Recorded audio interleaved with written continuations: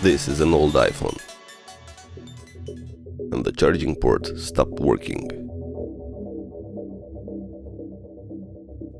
Also, the jack input doesn't work, and as we can see, it doesn't even plug till the end.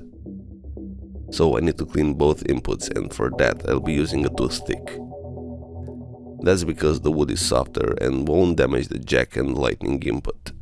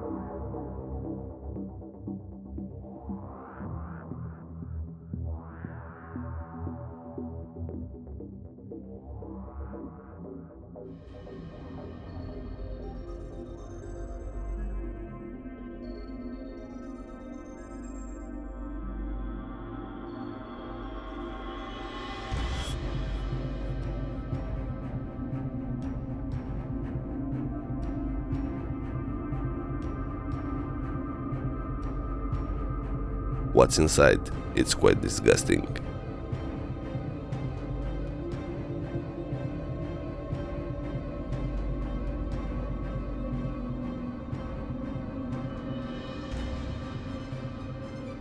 Now with the inputs clean, both the charging and stereo jack are working perfectly fine.